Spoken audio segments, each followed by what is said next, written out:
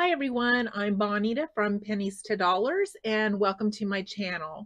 If you are new, I want to introduce myself. I'm the daughter of Depression era parents. I was raised very frugally like them, and it has benefited me throughout my life. I want to touch on some of the things that I learned by observing them today, and also stick around to the end because I'm going to share a frugal recipe with you that will feed your family for a week. So let's get started.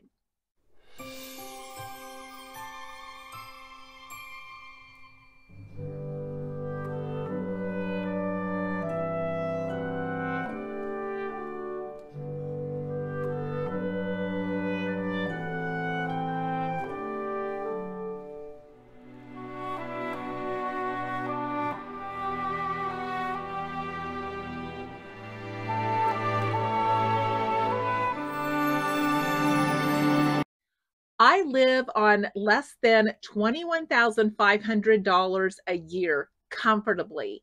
And I retired at the end of October at almost 58. I am 58 now, and we have our RV parked in Texas. I am getting ready to go back down there for the rest of the winter. And when I say we live comfortably, we do. We're able to do things like that by saving our money in small areas. And we still live a quality life that we enjoy with more free time than ever. So let's get started talking about some of those things I watched my parents do growing up. Do you remember those old corn straw brooms that had the twine around the middle to hold all of the straws together? We used those to sweep. Now, if you look for those nowadays, they're rather expensive. They're very old-fashioned, but my mom made that thing last for umpteen years. And the way they did that back then is as those straws would start to wear down or break off, she would take her scissors and trim off the bottom to make it where it could go again. But that's how they made things stretch. They thought the broad picture. They thought, this is mine. This has to last. I'm going to make it last. I can't go get another one. This is just how it has to be.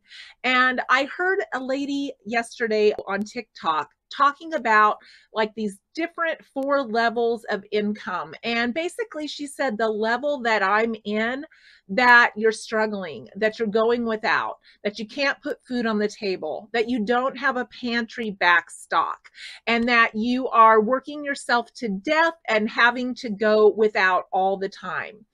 That has not been my case. Now, granted, I live in the country and I am able to live more sparingly than maybe someone in the city. I don't have a high rent.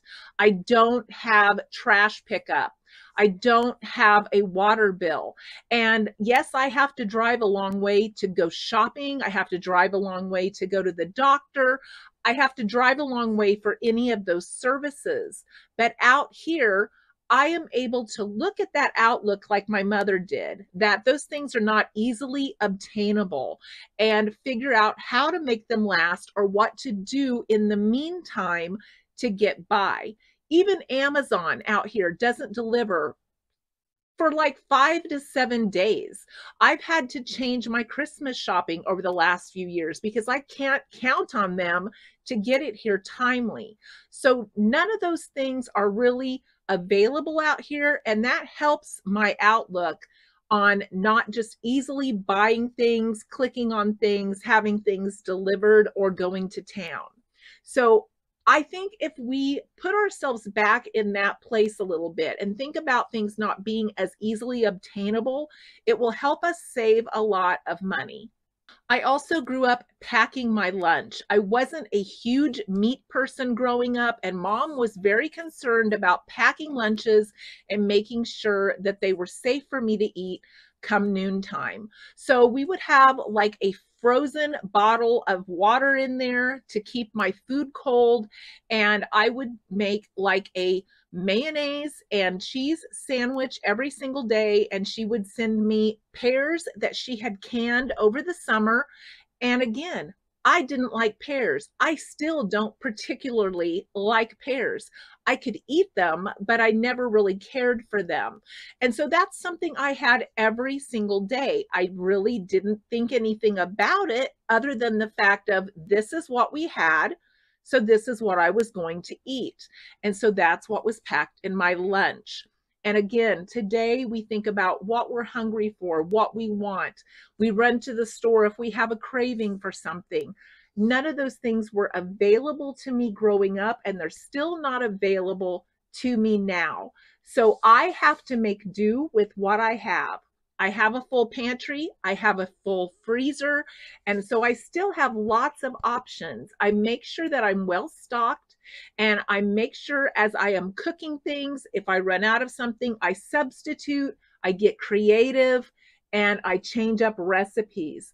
I don't run to the store if I'm out of something because that is just not an option. And again, I think if we can think like this, even if we live closer to convenience places like that, it will help us save money. Sometimes those options are just too convenient.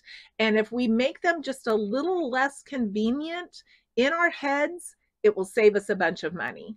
My mom made us homemade clothes. My dad wore overalls. He wore like those undershirt tank tops to farm in. And my mom made us dress clothes. She made herself and I dresses that matched for church. And she made all of my brothers and my dad shirts out of the same bolt of fabric. And we all matched. If we went anywhere on vacation and we had a homemade camper, in an older truck, we all matched. It helped her keep an eye on all of us, make sure everybody was together. It let everyone know we were a family, and she only bought the one bolt of fabric. So we all had homemade clothes. That was very normal. I never learned to sew that well, as I've shared with some of you. But I didn't get my first pair of jeans until I was in junior high. And even then, they came from a secondhand store, and my mom put in V inserts at the top and at the bottom to make them fit me better. I wore those. They were the only pair I had until I was old enough to earn some babysitting money to buy some of my own clothes. This is just the way it was. It wasn't so easy for us to pick things up, grab things. We didn't go shopping a lot. So all of those things that are so accessible to us now are some of the things that literally will bog us down and put us into financial trouble. So if we can convince ourselves, hey, I can't afford that right now. I don't have the money. I can get by on what I have. It will save us a lot of money. Places like shoe repair shops were very common back then. If my dad's boots broke down or we needed a new sole on the two pair of shoes that we had that year, a dress pair and a pair of tennis shoes for school, we would take them to the shoe repair shop. He would replace the heel, he would replace the sole, and we would bring those home for pennies on the dollar. Jewelry repair, clock repair, all the same thing. We had one that we went to. He would fix our wall clocks. He would fix any jewelry that needed fixed.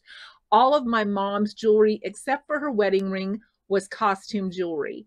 Having fancy jewelry or expensive jewelry was just not in the cards.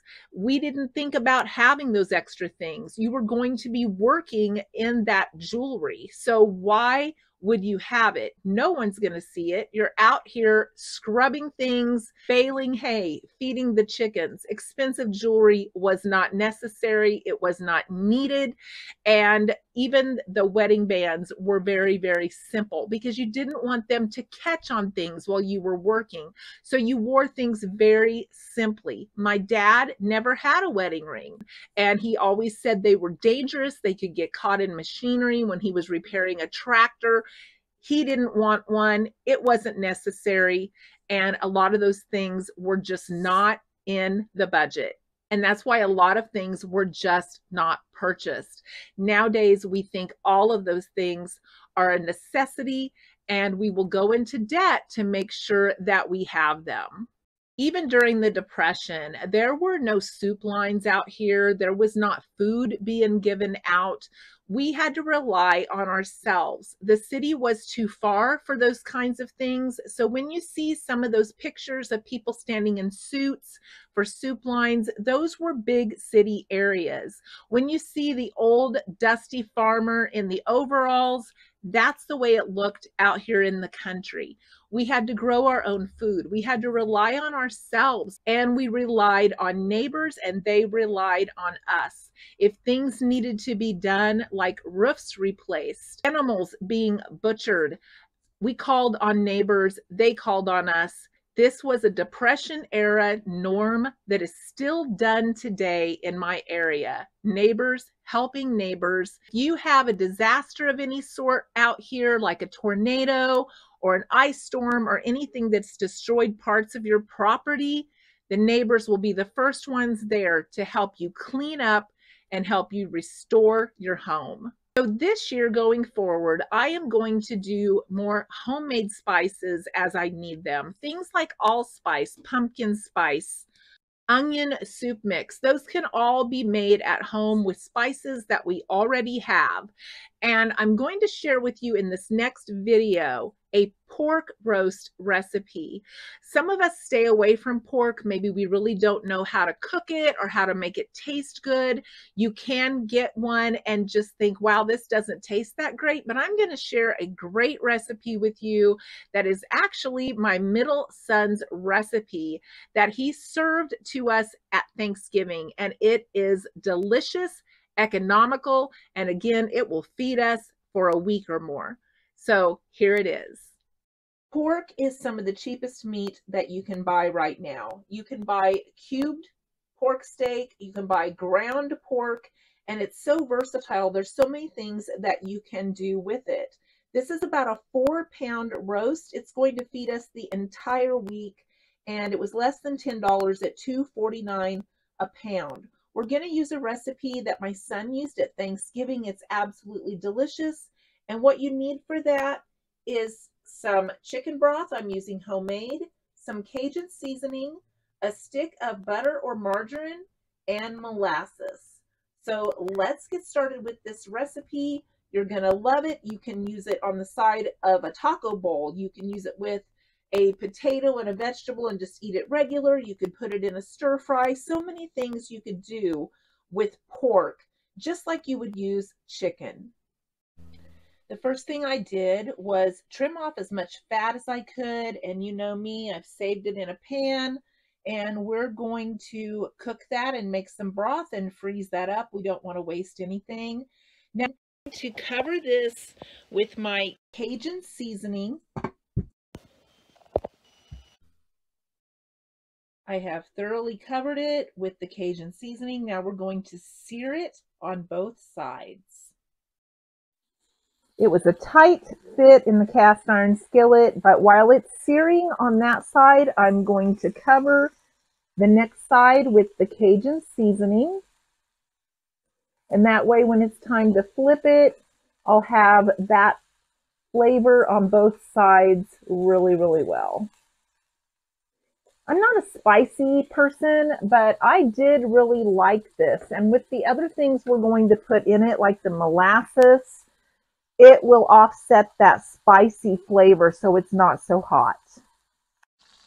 I just flipped it, and as you can see, it's beautifully seared on that side. We're going to finish the other side, and then we're going to transfer it to a pan and mix our sauce right in this very pan. Now we're going to add our stick of butter, about a half of a cup of molasses, and a cup of chicken broth to make our glaze, and bring that to a boil.